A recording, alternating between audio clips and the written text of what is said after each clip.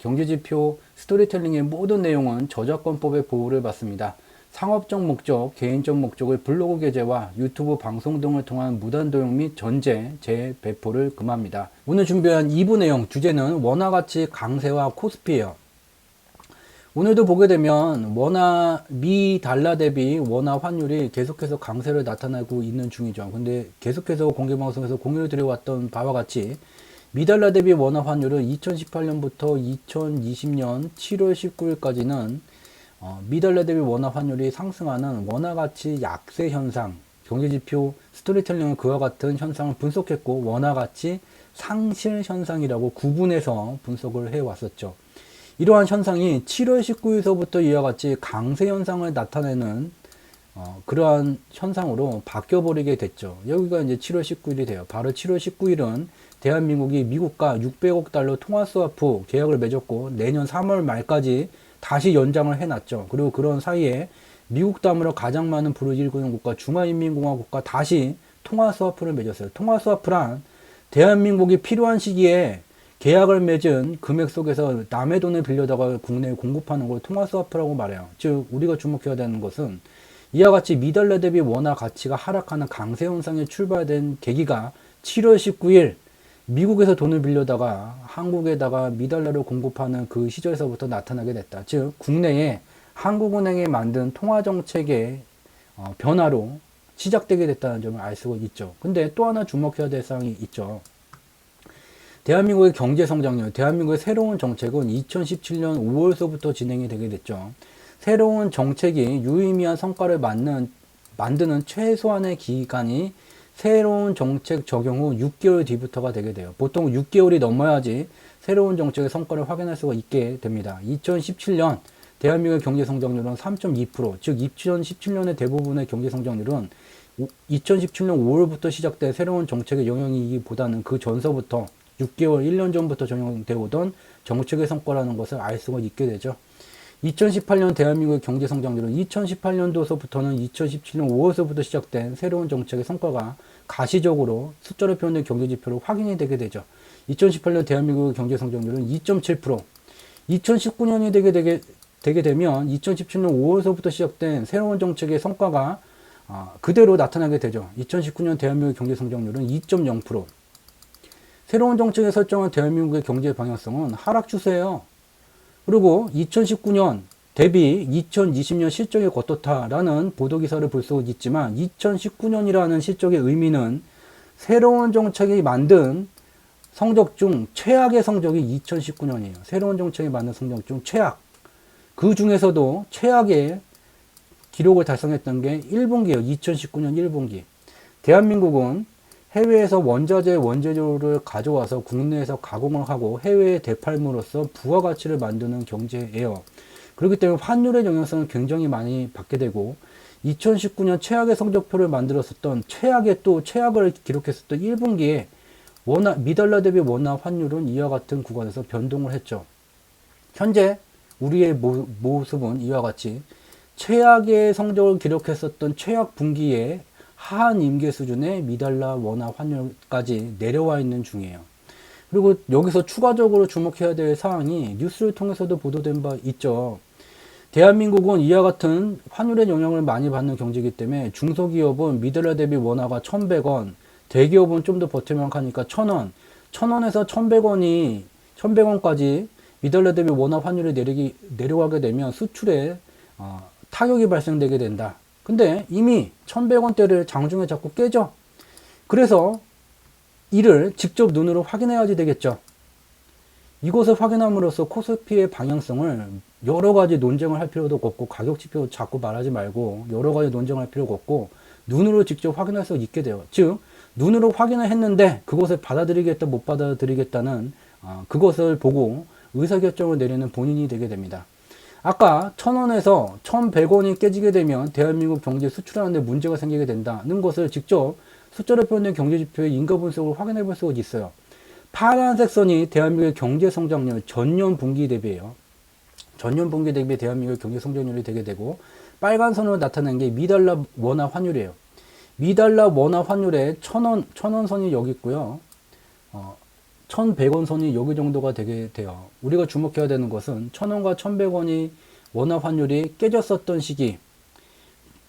시기가 일정 기간 경과되게 되면 다시 상승하는 현상이 나타나게 되지만 이러한 조건이 만드는 결과는 일정 기간이 경과된 뒤에 확인되게 되는데 파란색 선이 하락하는 현상을 확인해 볼 수 있죠. 여기도 깨지고선 상승은 했지만 파란색 선 경제 성장률이 하락하는 현상, 여기도 깨지고 상승은 했지만 파란색 선이 하락하는 현상을 확인해 볼 수 있어요. 현재 대한민국의 경제 성장률이 2020년 1분기에 1.4%, 얘는 전년 동기 대비예요.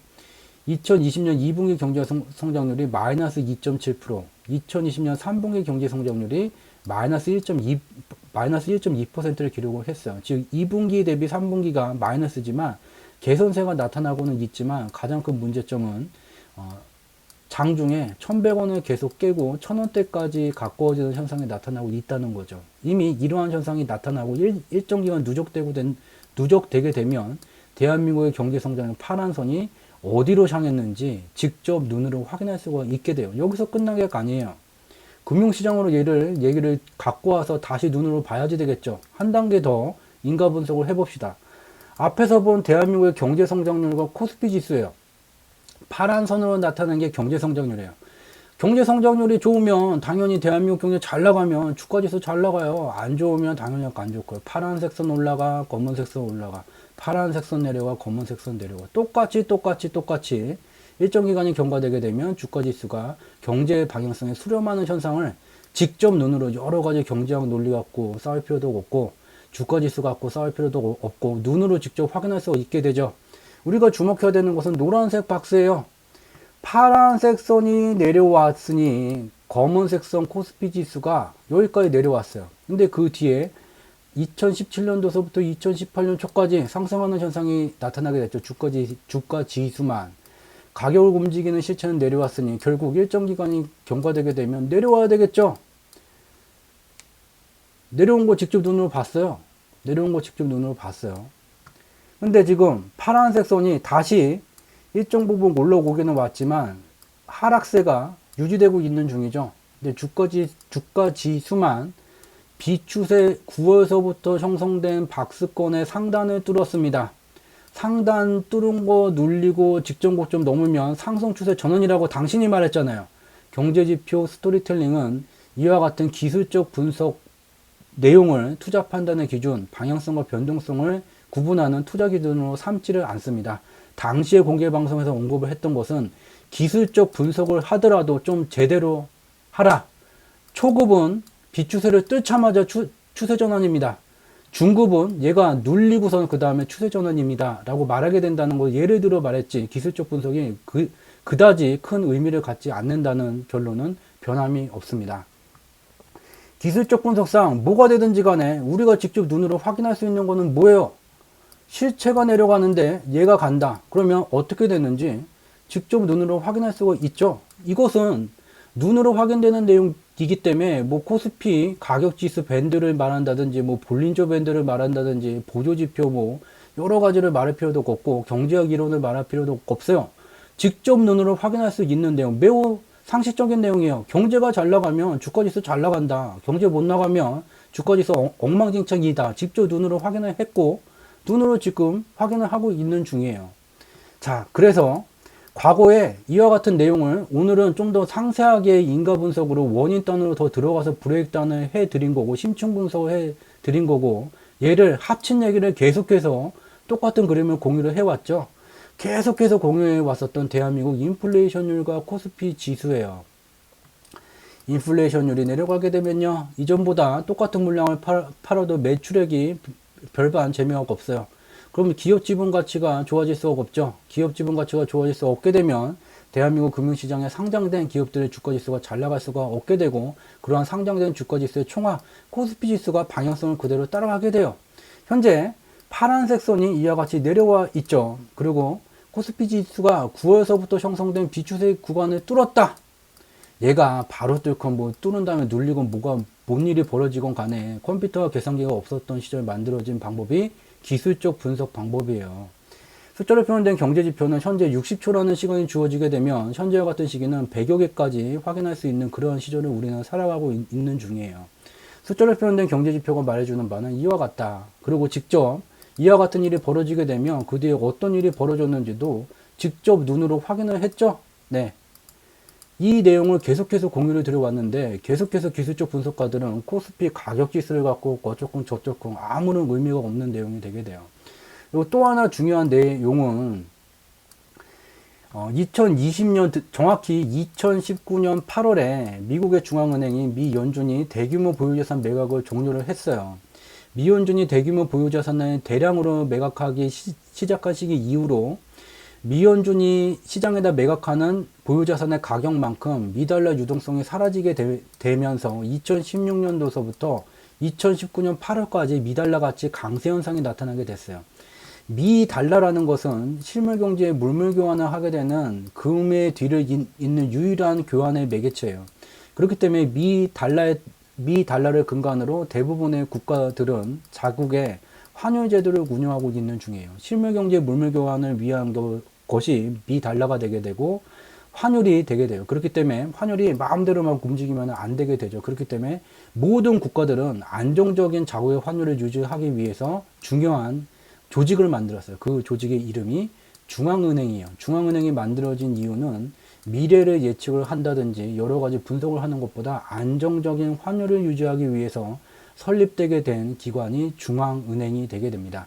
그 중앙은행이 하는 역할은 안정적인 환율을 유지하는 거예요. 따라서 미달러 유동성이 일정 규모 이상으로 증가하게 되면 이에 비례적으로 자국 화폐 유동성을 늘리게 되죠. 안정적 환율을 유지하기 위해. 2019년 8월에 미 연준이 미달러 가치 강세 현상을 만들었었던 대규모 보유자산 매각을 조기 종료했고 9월서부터 미달러 유동성이 매우 빠르게 증가가 되게 됐고 2020년에 들어와서는 코로나19로 실물 경제가 멈춰서게 되자 앞서서 봤던 자료와 같이 매우 격하게 미달러 유동성이 증가되고 있던 중이에요. 이에 따라서 대한민국의 원화 유동성도 비례적으로 증가되어 왔죠. 근데 주목해야 되는 것은 2020년 10월에 2020년 9월에 1.0%였던 인플레이션율이 0.1%로 낮아지게 됐다. 미국의 미 달러 유동성 때문이 아닌가를 의심할 수가 있지만 미국의 유동성은 지우고선 보면 2020년 9월에 1.4%였고 10월에 소폭 낮아지긴 했죠. 1.2%로 소폭 낮아지게 됐지만 이와 같이 대한민국과 같이 격하게 낮아진 것이 아니다. 즉 달리 말하면 미달러 유동성 때문에 대한민국의 인플레이션율이 10월에 0.1%로 급감한 것이 아닌 대한민국의 자체 정책에 기인하는 현상, 결과라는 것을 어렵지 않게 눈으로 직접 확인할 수 있게 됩니다. 이와 같이 대한민국의 정책이, 통화정책이 만든 7월 19일 이후에 미달러 대비 원화 가치 강세 현상이 드디어 대한민국 경제에 매우 안타깝게도 대한민국 경제에 개선세를 보이고 미약하지만 개선세를 보이고 있는 대한민국 경제에 영향을 미치는 수준까지 나오게 됐고 이미 임계 수준 가까이 와 있기 때문에 향후에 미달러 대비 원화 환율이 상승하게 되더라도 이러한 기간이 누적됐던 기간만큼 경제 성장률 개선세에 악 영향을 미치게 되고 그러한 기간에 코스피 지수가 어떻게 연동돼서 움직여 왔는지 직접 눈으로 확인할 수가 있게 됩니다. 여기에 이제 추가적인 내용을 보게 되면요. 대화명은 좀 본인의 이제 프라이버시를 보호하기 위해서 가리게 됐고요. 댓글을 보게 되면 본인 예측이 틀렸으면 틀렸다고 말하고 수정하면 됩니다. 지수 2300일 때도 냉각기가 끝나지 않았다고 말씀하셨고 인버스나 레버리지를 할 때가 아니라고 했는데 레버리지를 사고 대박났습니다. 2600까지 가서 2450 내려오면 냉각기가 아니잖아요. 여기서 말하는 것은 숫자로 표현된 경제지표의 원인과 결과 분석으로 3월 20일 이후에 현재까지 계속해서 글로벌 금융시장이 3월과 같은 폭락이 나타나지 않게 되고 또한 2020년 8월 공개방송서부터 9월부터 냉각기 제한된 하방 변동성을 갖는 것을 냉각주기가 진행 중이다. 줄임말 냉각기라고 말했는데 그것을 자기가 생각하는 나름의 냉각기, 본인이 생각하는 것은 3월과 같이 폭락이 깊이 빠져야지 그것이 자기는 이제 냉각기라고 말하는 거죠. 그러니까 자기는 가격 지표를 말하고 우리는 경제 지표를 갖고 얘기를 하는 관점의 차이가 존재하게 돼요. 즉 이전 내용을 안 봤다는 거예요. 안 봤고 그냥 여기 와서 이제 냉각기라는 말 갖고 태클을 걸게 되는 거죠. 근데 여기서 우리가 주목할 것이 있죠.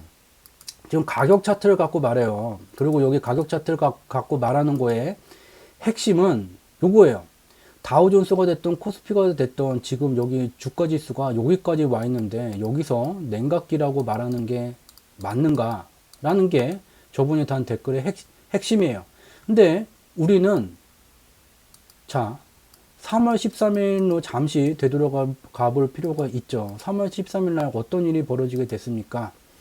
유튜브에도 여기 가운데 영상으로 들어가져 있죠. 이거 지금 플레이가 되죠. 들어가져 있어요. 그래서 모 언론 매체에 이제 출연을 하게 됐고 댓글에 주장은 요거잖아요. 논리적으로 봐보시면 돼요. 여기 왔는데 냉각기라는 게 맞는가? 3월 13일 날 저 방송에 나갔을 때 글로벌 금융시장은 이와 같이 격한 폭락이 끝난 시기가 아닌 전체 폭락의 약 절반 정도를 약간 넘은 수준뿐이 되지 않는 상황이었어요. 근데 3월 13일 날 저 방송에 나가서 3월 20일 미국의 선물 옵션 만기가 되게 되면 추가적인 폭락이 나오는 게 아니라 코스피를 포함해서 글로벌 금융시장이 반등 국면이 진행이 되게 됩니다. 똑같이 여기가 냉각기라고 말할 수가 없다면 여기서 이와 같이 반등 국면, 냉각기가 끝났다는 의미가 되게 되죠. 냉각 주기가 끝났다. 이것도 말이 되지 않는다는 주장을 저분은 하는 거예요. 과연 결과를 봐라. 이것이 맞는가? 여기는 냉각기라고 말하면 안 되고 여기는 냉각기가 끝난 반등 국면이 3월 20일 이후에 진행되게 된다고 말하면 되는 기술적 분석 구간이었나? 말이 되지 않는다는 것을 알 수가 있어요. 이 분의 논리는 무엇이냐면 제가 이제 대학교를 다닐 때 지하철 4호선을 굉장히 많이 타고 다녔어요. 그래서 제가 탔던 역은 이촌역이에요. 여기서 이제 굉장히 많이 타게 됐는데 4호선을 보게 되면 당곡의 행, 그리고 더 이제 밑으로도 가게 되지만 간혹가다 이제 사당행 적혀져 있는 기차가 있죠. 얘는 밑에, 얘는 위에 이제 가 있다고 보게 된다면 주가 지수가 여기에 와 있는데 지금 자꾸 사당행으로 간다고 말하는 게 말이나 되냐? 지하철을 타보게 되면요. 당곡에서 출발한 지하철의 앞에는 당곡의 행이라고 적혀져 있지 않고 사당행이라고 적혀져 있어요. 3월 20일 이후에 글로벌 금융시장의 냉각 주기가 끝나게 되고 냉각기가 끝나게 되고 반등 국면이 진행되게 됩니다. 사당에서 출발하는 지하철은요. 앞에다가 사당행이라고 안 적혀져 있고 당곡의 행이라고 적혀져 있는 거예요. 우리가 말하는 관점은 가격지표, 기술적 분석이 아닌 이와 같이 상식적이에요. 당곡에서 출발한 기차에다가 당곡행이라고 안 적고 저 밑으로 가는 사당행이라고 적어 놓는 것과 같이 또한 밑에서 당곡에로 출발한 기차의 앞에다가 사당행이라고 안 적고 당곡행 기차라고 적어 놓는 것과 똑같은 이치예요. 무슨 말이냐? 냉각기, 과열기 기준이 명확하다. 냉각주기, 약자 냉각기, 과열주기, 냉각주기라는 것은 여기까지 이제 끝나고 여기서 이제 출발이 되면 얘가 여기 있던 당곡에 아직 가지를 못했더라도 여기서 출발이 되게 되면 냉각기, 기차의 앞에는 냉각기라는 게 붙게 되는 거고 여기에서 기차가 출발하게 된다면 저기 밑에 사당행, 과열기라는 기차의 앞부분에 행선지의 목적지가 나타나게 된다는 것을 매우 상식적인 내용이에요. 근데 이러한 내용을 갖다가 여기 있는 댓글에서 확인할 수 있듯이 자기만의 수개월 동안 공유해 왔었던 경제지표 스토리텔링 내용을 하나도 안 보고 자기만의 냉각기의 정의라는 것을 갖고 자기만의 주식가격 지수 범위 속에서 얘기를 풀어가고 있는 중이죠. 그리고 레버리지를 최근에 사서 대박 났습니다. 2020년 8월 공개방송서부터 9월에 냉각기가 준비 중이고 9월은 제한된 하방변동성의 특징을 갖는 냉각기이기 때문에 공포의 시기가 아닌 기회의 시기 1900%를 갖고 있는 시기가 아니고 9월에 냉각기 때 진입됐으면 현재 어떤 성과가 나왔는지도 공개방송에서 대놓고선 공개를 했죠. 그럼 여태까지 이러한 시기에는 뭐하고 지금 와서 추종 매매에 들어가게 되는 것인가? 내용을 안 봤다는 거예요. 내용을 안 보고 무조건 이제 트집을 잡고자 아르바이트를 하고 있다는 것을 어렵지 않게 알 수가 있게 되죠. 또 하나의 이제 댓글을 보게 되면 냉각기란 표현보다 봐봐요. 여기도 이제 자기가 생각하는 냉각기란 사물과 같은 폭락 또는 조종이 큰 폭으로 나타나는 것 자기는 이제 냉각기라고 말한 것이라는 것이 확인이 되게 되고, 냉각기라고 말을 표현하지 말고 하락장, 상승장, 조종장, 상승조종장이라는 표현이 일반적인 듯, 아니 하락장, 상승장, 조종장? 하락장하고 조종장은 뭐가 또 다른 거고, 상승조종장? 상승조종장은 뭐를 말하는 거예요? 말이나 되는 소리입니까? 이와 같이 태클을 달고 있다. 지속해서 3월 20일 이후 지속해서 공유드린 여러 경제지표들, 자주 출연했던 경제지표 이와 같다. 지금 여기에 와 있기 때문에 3월과 같은 수준의 폭락, 자신들이 기술적 분석가가 생각하는 큰 폭의 조정을 의미하는 냉각기가 나타날 수가 없음을, 3월과 같은 폭락이 나타날 수가 없음을 수개월째 공유를 해왔고, 그 뒤에 출렁이면 만들지만 어떠한 모습으로 진행이 되는지도 지속적으로 공유를 해왔다는 점을 다시 한번 강조를 드리면서, 지하철을 탈 때는 꼭 지하철 앞에 적힌 당곡인지 사당행인지 보고선 타야 길을 잃어버리는 미아가 되지 않는다는 점 강조해서 말씀드리면서 오늘 준비한 공개방송은 여기서 마치도록 하겠습니다. 공개방송이 화요일, 목요일 밤에만 진행을 하게 돼요. 그래서 이제 월, 화, 수, 목 중에는 이와 같은 네이버에다가 이제 경제지표 스토리텔링이라고 검색어를 치시게 되면 블로그에 이와 같은 클릭을 하게 되면 저희가 운영하는 블로그 경제지표 스토리텔링 우리가 사는 세상 바로보기라는 블로그가 나오게 돼요. 그래서 매일 2개 정도씩 그날 이제 분석한 내용을 올려드리게 되고, 블로그에는 매우 단편적인 얘기만 좀 분석한 내용을 공유를 하게 되고요. 여기에 이제 연관 검색어에 보게 되면 주상지라고 여기 조회가 돼요. 조회수가 좀 이제 많아져갖고 연관 검색이 되고요. 여기에 이제 주상지를 클릭을 하게 되면 여기에 세 번째 거 얘를 이제 클릭을 하게 되면 저희가 운영하는 카페 주상지, 주가를 상승시키는 경제지표 카페가 연결이 되게 되고, 여기에 올리는 시황은 블로그에 공유된 것보다 좀 더 심층 분석, 인덱스 리뷰가 된 내용이 올라오게 돼요. 그래서 이와 같은 블로그 내용을 통해서, 블로그와 카페를 통해서 매일마다 그 분석된 내용을 참고를 하실 수 있는 자료를 제공드리고 있다는 점 참고로 말씀드리도록 하겠습니다. 매번마다 늦은 시간까지 1시간이 넘는 시간을 투자를 해 주시기 때문에 늘 양질의 콘텐츠를 제공드리고자 지독, 중독, 고독의 3독의 정진을 지속하고 있는 중입니다. 저희가 지속하고 있는 3독의 정진의 마지막 단계는 여러분들의 구독이 되겠습니다. 늘 양질의 콘텐츠 제공할 수 있도록 정진하도록 하겠습니다. 늦은 시간까지 함께 참여해 주셔서 진심으로 감사드리도록 하겠습니다. 저는 이번 주 목요일 밤 10시에 다시 찾아뵙도록 하겠습니다. 고맙습니다.